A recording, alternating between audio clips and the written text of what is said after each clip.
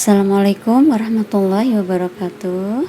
Saya Ibu Purnima dari Prodi PAUD semester 5 Universitas Pancasakti akan mempresentasikan tentang asesmen perkembangan bahasa. Presentasi ini tugas dari mata kuliah evaluasi perkembangan anak usia dini dengan dosen pengapu yaitu Bapak Chandra Apriansyah, SPD, MPD. Pengertian asesmen.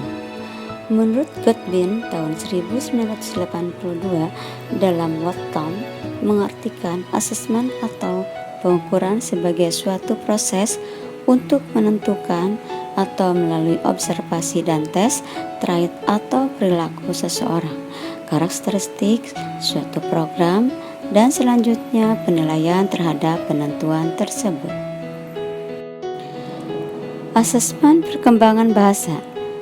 Asesmen perkembangan bahasa ditujukan untuk mengumpulkan atau menghimpun data atau informasi tentang aspek-aspek perkembangan bahasa yang meliputi kemampuan memahami makna kata, kemampuan untuk mengekspresikan diri secara verbal, dan kemampuan dalam pelafalan atau artikulasi.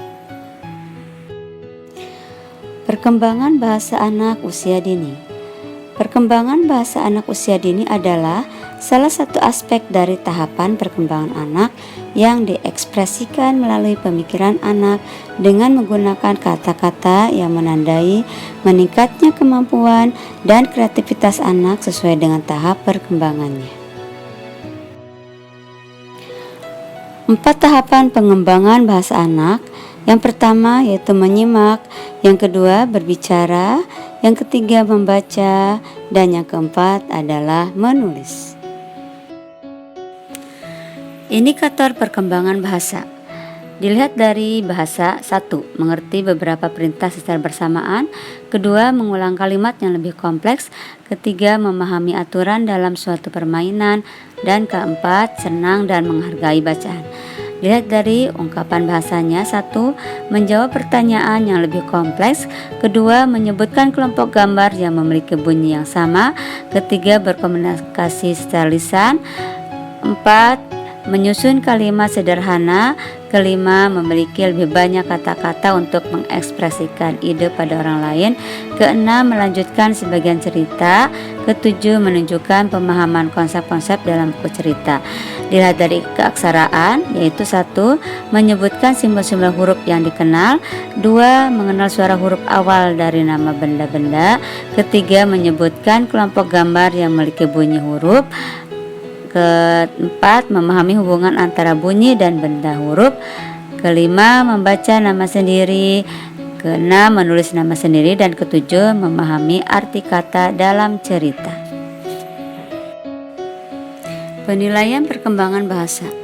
Yang pertama yaitu holistik. Holistik adalah melakukan penilaian yang mencakup segala aspek perkembangan karena satu perkembangan akan terkait pada perkembangan yang lainnya.